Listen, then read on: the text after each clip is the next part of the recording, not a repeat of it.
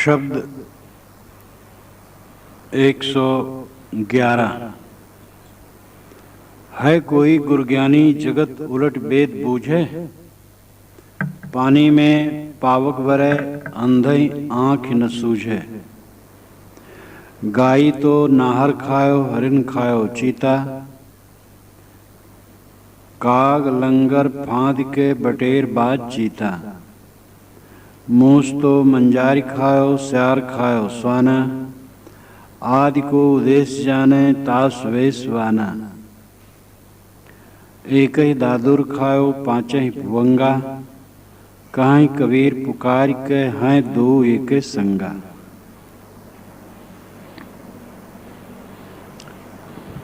इस पूरे शब्द में सदगुरु ने दैव और आसुर संपदा का वर्णन किया है। दैवी संपदा, आसुरी संपदा दोनों हमारे हृदय में रहते हैं।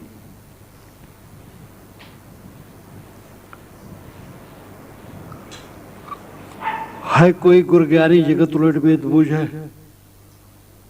कोई गुरज्ञानी श्रेष्ठ ज्ञानी है जो जगत को उलट दे और वेद को बूझे। मानो कोई सभा और सभा में सदगुरु कबीर पहुंचे हों और उन्होंने सभा के सदस्यों से पूछा, है कोई गुरज्ञानी, इसमें कोई श्रेष्ठ ज्ञानी है जो जगत को उलट दे और वेद को समझ ले। एक जगत है, एक वेद है। जगत जड़ है, वेद ज्ञान है। यहाँ वेद का अभिप्राय है निज स्वरूप आत्म तत्व। वेद का शुद्ध अर्थ होता है ज्ञान।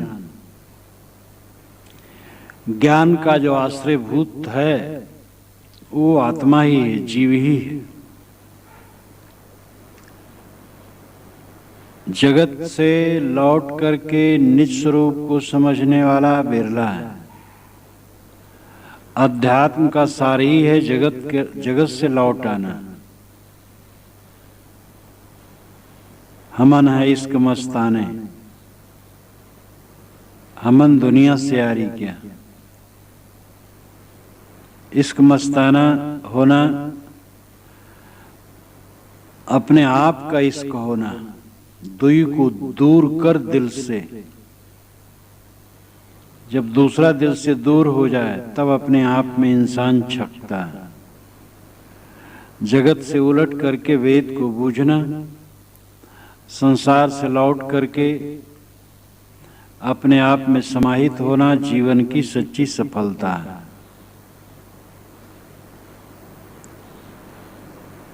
लब्ध्वाप्चा बहून् लाभान् चिरं भुक्त्वा सुखान्यप। रिक्तहस्तस्य नग्नस्य जास्याम मुस्तो यथा।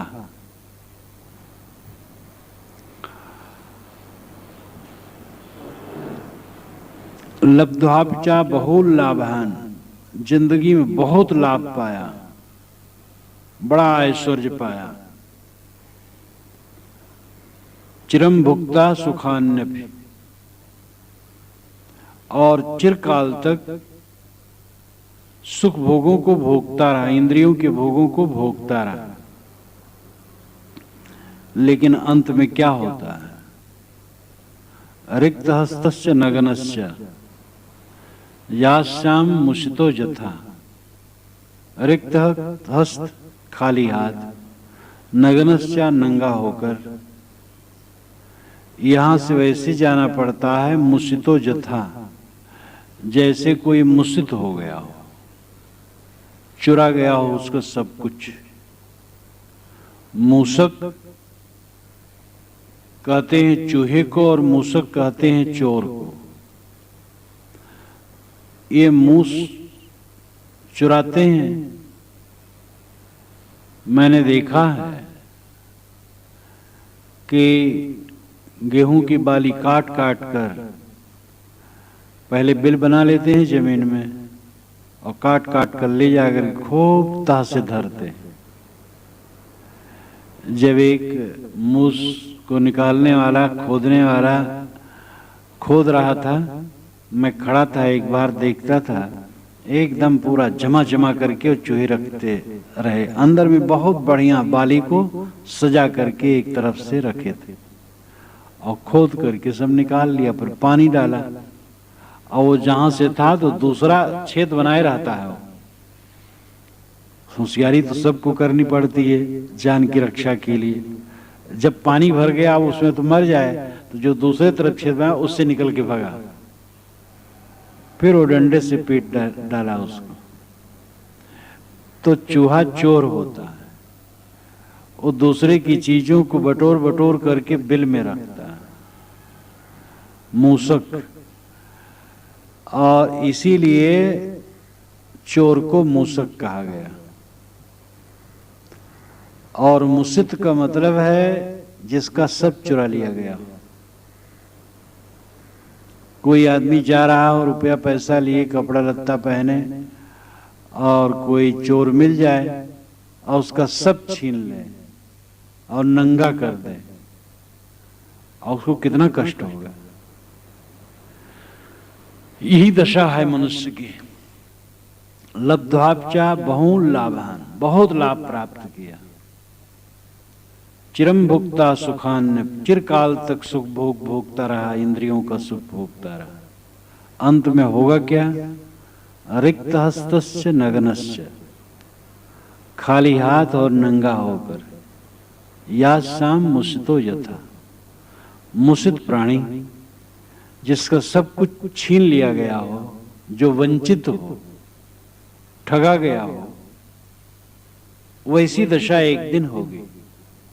सारा ऐश्वर्य जहां का तहां पड़ा रहेगा, काया भी पड़ी रहेगी और कुछ साथ में नहीं रहेगा। घोर प्रमाद में हम जीवन भर जीते। भयंकर उन्माद हमारे चित्त पर सवार रहता है। यह मेरा है, यह मेरा है, यह मेरा है। क्या मेरा है? सब झूठ है। लेकिन जब तक देह है उसका उपयोग करना पड़ता है। जो शांति चाहे वो अपने जीवन को कम से कम वस्तुओं में निभाए, थोड़ी सी थोड़ी चीज में अपने जीवन का गुजर करे। कोई भोग की लालसा न रखे, खाने पीने तक की लालसा न रखे। बस जठर ज्वाला को शांत करने के लिए जो मिल जाए, सात्विक सुपाच्य शुद्ध, उससे गुजर कर ले। और जीवन निर्वाह में भी किसी वस्तु की कोई कामना न करे, और अपने मन में यह भाव रखे कि कम से कम वस्तुओं में गुजर करूंगा। और इस संसार में क्या लेना है माया से? केवल देह का गुजर, और उसको कम से कम वस्तु में लेने की चेष्टा रखे, और अपने मन के बंधन को तोड़े। एक सपने में हम बैठे, विदेश में बैठे, और यहां से उठ के अचानक चल देना है। कुछ हाथ में लगने वाला नहीं है। इसलिए साहब कहते हैं, जगत उलट वेद बूझे।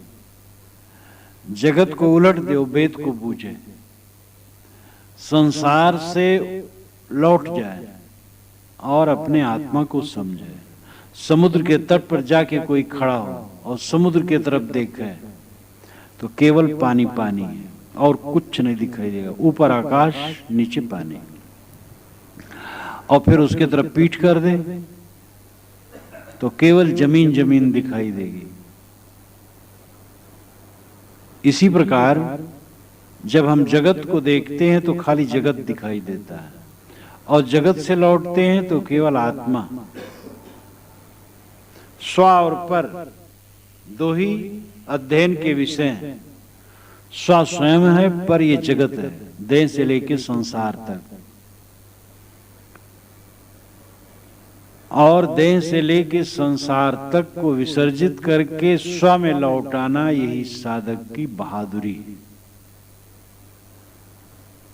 इंसान इस संसार में आया, कौन सफल है?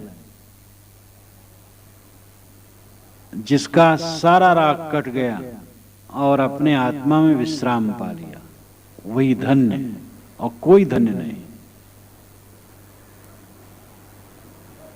है। कोई गुरज्ञानी जगत उलट वेद बूझे?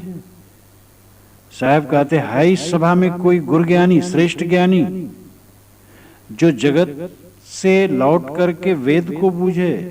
वेद है ज्ञान, ज्ञान यानी स्वयं ज्ञान स्वरूप चेतन आत्मा को समझे। आत्मयो ह्याप्तनो गोप्ता निर्विद्येत यदाखिलात् अप्रमत्त इदम पश्येत ग्रस्तम कालाहीना जगत। आत्मयो ह्याप्तनो गोप्ता, आत्मा ही आत्मा का रक्षक हो जाता है। गोप्ता नाम रक्षक कब हो जाता है? निर्विद्येत यदाखिलात्, जब अखिलात् सबके प्रति निर्वेद्य हो जाता, वैराग्य हो जाता है। दृढ़ निर्वेद जाको भयो सोई मुमुक्षु बड़भाग। जिसके मन में दृढ़ वैराग्य हो जाता है विषयों के प्रति, वही भाग्यशाली है। दुनिया के भोगों में जो चिपकाहट है ही नरक है। दुनिया के भोगों से अत्यंत घृणा हो जाना शुद्ध वैराग्य।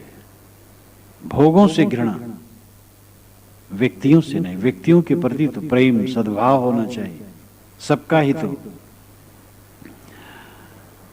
अप्रमत्त इदम पश्येत ग्रस्तम कालाहीना जगत। इसलिए प्रमाद छोड़ करके यह देखो कि सारे संसार को काल रूपी अजगर ने पकड़ रखा और निरंतर वो निगल रहा।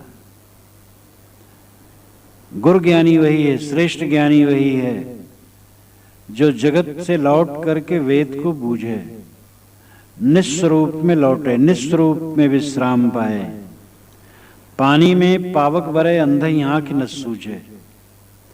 पानी में आग जल रही है लेकिन अंधे को आंख से सूझता नहीं।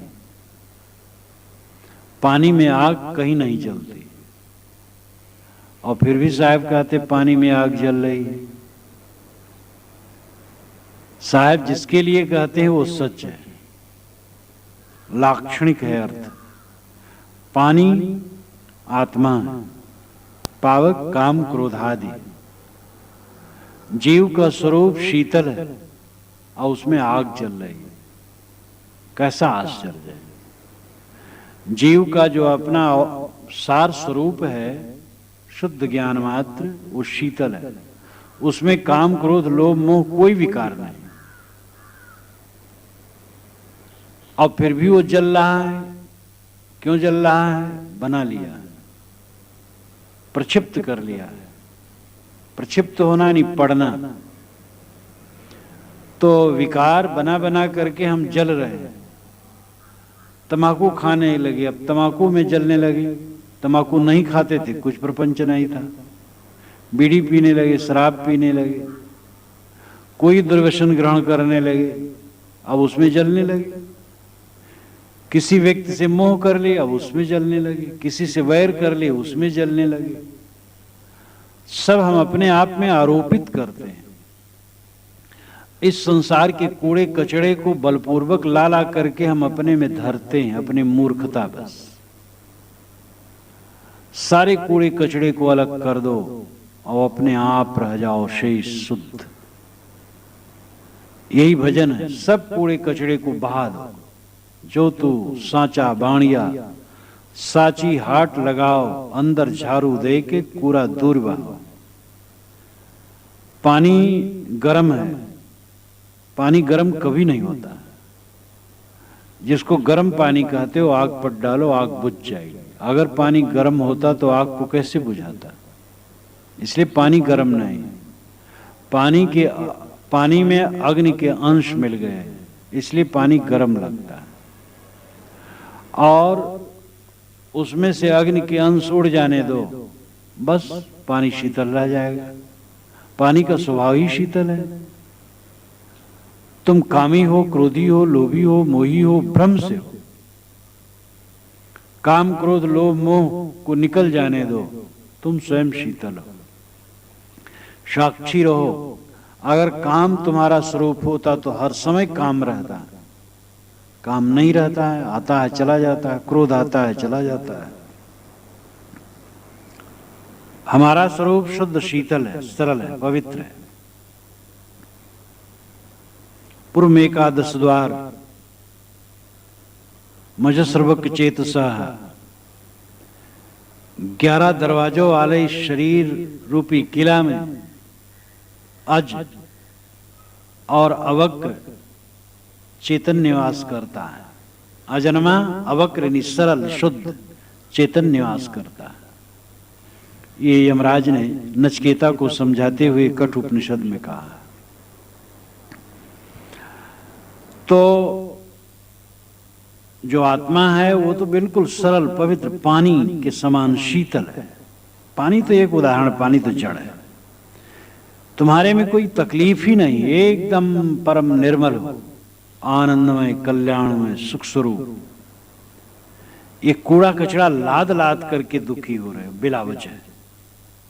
पानी में पावक भरे, पानी में आग जल रही है, तुम्हारे शुद्ध स्वरूप में एक कामादिक विकार की आग लगी हुई है। बिना समझे अंधे आंख न सूझे, अंधे को आंख से देखता नहीं। झकझोर करके साहब कहते, जिस बात को कहते हैं झकझोर के कहते हैं। कबीर साहब का हृदय बड़ा तेज था, जो पाखंड के विषय में कहते उसमें भी झकझोर देते, विषयासक्त के विषय में कहते उसमें भी झकझोर देते। वो कहते अंधे को आंख से दिखता नहीं है। तुम कवि बना है, क्रोधी बना है, लोभी बना है, मोही बना है, क्यों बना है? तू अपने को समझता नहीं, तेरा तो निर्मल स्वरूप है। ये तो लाद लिया है अपने ऊपर, बना बना करके रोगी बन गया है। अब साहब और उल्टवासी कहते, पानी में पाव पर ही उल्टवासी है, आगे और उल्टवासी कहते हैं। सारी उल्टवासियां व्यंग हैं। गाय तो नहर खाओ, हरिन खाओ चीता, काग लंगर फांद के बटेर बाज चीता, मूस तो मंजारी खाओ, सार खाओ स्वाना, आदि को उदेश जाने तास वेशबाना, एक ही दादुर खाओ, पांचे भुवंगा, कहीं कबीर पुकार के है दो एक संगा। गाय ने दौड़कर सिंह को खा लिया, हिरन ने चीते को खा लिया, काग ने लंगर को खा लिया। लंगर एक हिंसकी जानवर होता है, कौवा कायर होता है, लेकिन काग ने उसको खा लिया फांद के, यानी कूद करके।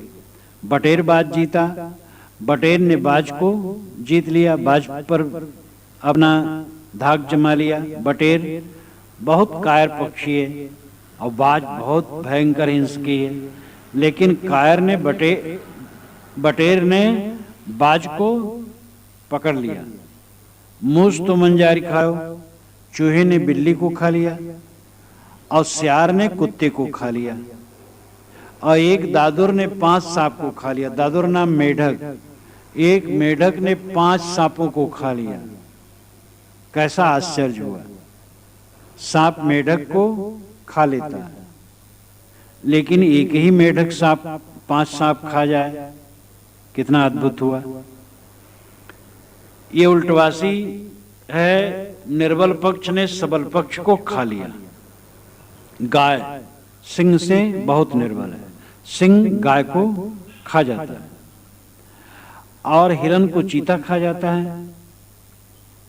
लंगर काग को रगड़ देता है, और बाज बटेर को, और बिल्ली चूहे को दबोच लेती है, और कुत्ता को देखते ही सियार भाग जाता है, और सांप दादुर को मेढक को खा जाता है। लेकिन उल्टा हुआ, गाय ने ही सिंह को, हिरन ने चीते को, काग ने लंगर को, बटेर ने बाज को, चूहे ने बिल्ली को, सियार ने कुत्ते को, और मेढक ने सांप को खा लिया। और एक नहीं 5-5 सांप को खा लिया। इसका मतलब यही है, सारा व्यंग इसी के लिए है कि निर्बल पक्ष ने सबल पक्ष को खा लिया। तुम्हारा स्वरूप निष्काम और काम ने तुम्हें खा लिया।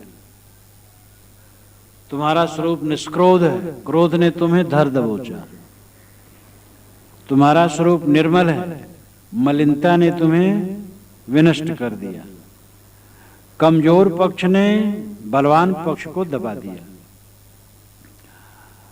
आसुर संपदा कमजोर पक्ष है, दैवी संपदा बलवान पक्ष है।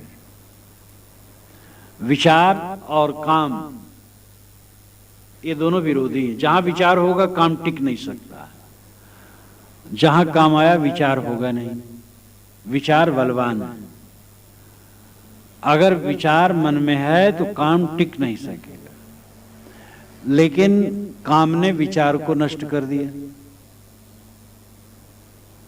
अगर क्षमा है तो क्रोध उठ नहीं सकता है, लेकिन क्रोध ही ने क्षमा को नष्ट कर दिया।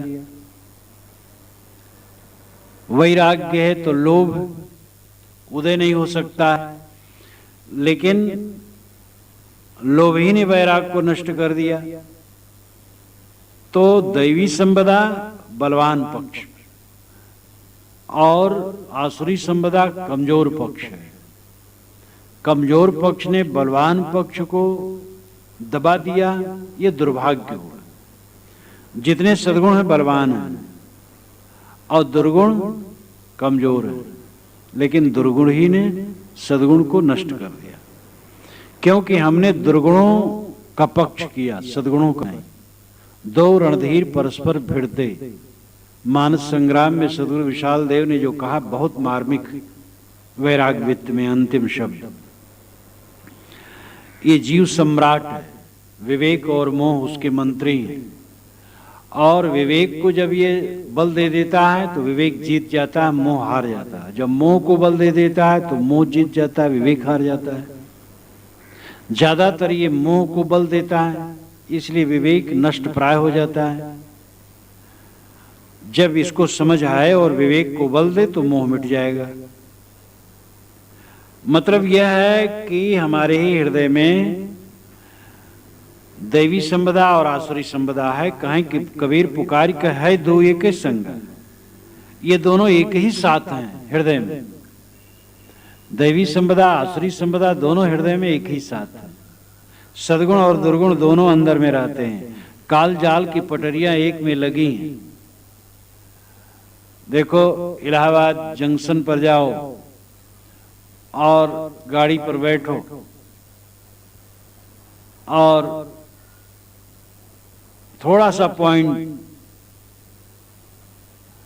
घुमाने पर गाड़ी इधर से उधर चली जाती है।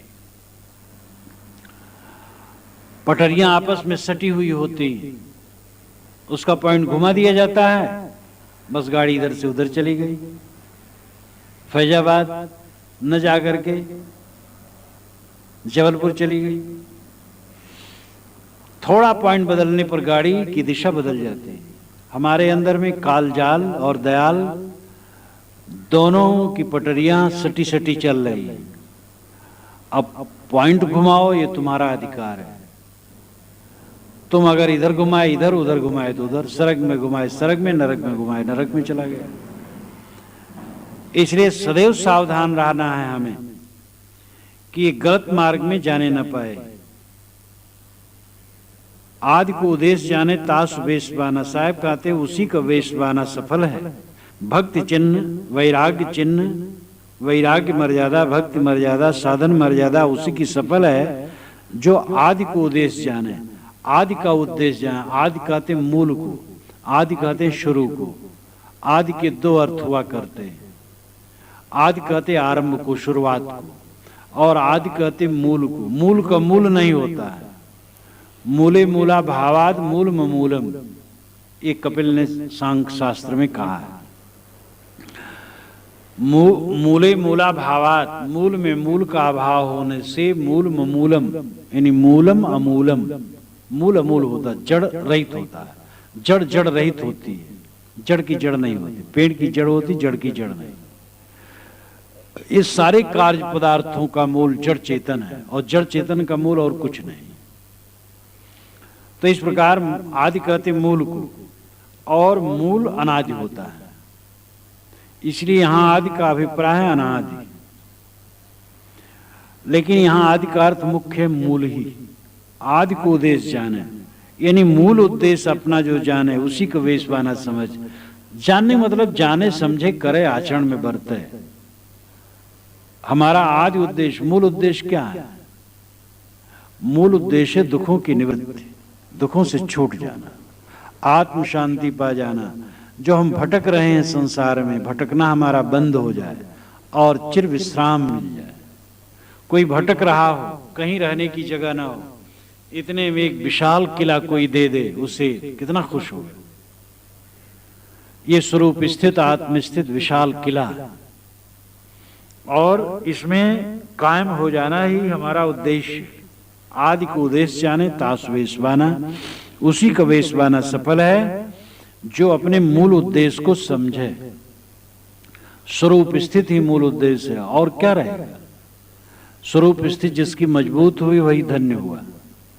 स्वरूप स्थित आत्म स्थित, इसी को साधने की जरूरत है। अब ये जो दोनों पक्ष हैं व्याख्या में बता दिया गया है, क्रम से लिख भी दिया गया है। इसका कोई गाय का कुछ कोई अर्थ कर सकता है, नहर का कुछ और कर सकता है, थोड़ा मोड़ा अलग अलग कर सकता है, लेकिन इतना साफ है कि एक पक्ष कमजोर है, एक बलवान है। कमजोर ने बलवान को नष्ट किया। जो कमजोर पक्ष है वो मलिन पक्ष है, जो बलवान पक्ष वही शुद्ध पक्ष है। वो मूस का कोई कुछ कह दे और मंजारी का कुछ कह दे, लेकिन मंजारी का शुद्ध पक्ष मानना पड़ेगा और मूस का अशुद्ध पक्ष। गाय को अविद्या, नाहरिणी सिंह को ज्ञान, हिरण को चंचलता, चीता को शांति, काक को वासना, लंगर को विवेक, बटेर को उत्साहहीनता, बाज को उत्साह, मूस को भय, मंजार को निर्भयता, श्यार को अविवेक, स्वान को विवेक, दादुर को विषयासक्ति, और 5 भोंगा 5 सांप ज्ञानेंद्रियां। ज्ञानेंद्रियां सांप है, अगर ये समित नहीं है तो शमित हो गई, दमित हो गई तो कल्याणकारी है। एक विषयासक्ति में 5 ज्ञानेंद्रियों को नष्ट कर दिया, यानी विषयासक्त बना दिया। तो इसमें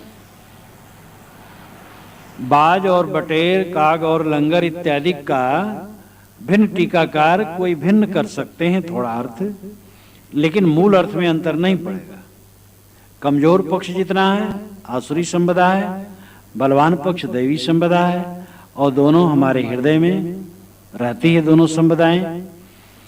और हम चाहें तो आसुरी संपदा का विनाश करके दैवी संपदा का विकास कर सकते हैं, और इसी में हमारा कल्याण है, इसी में जीवन के लक्ष्य की प्राप्ति है।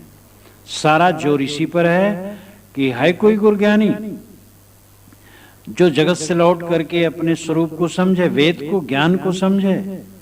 पानी में आग जल रही लेकिन अंधे को दिखाई नहीं देता आंख से, यानी तुम्हारा स्वरूप शीतल, कामना बस चल रहे हो। सारी कामना छोड़ दो, दुख कहाँ? सारा दुख कामनाओं में। और जो जीवन गुजर की बात है वो तो करने होगा, वो कामना नहीं। और उसमें भी कामना हो ये खाऊं वो पहनूं तो फिर कामना है, जो मिल जाए बस ठीक है। संतोष, संतोष, संतोष सुख है, रहो तो हृदय जुड़ा है।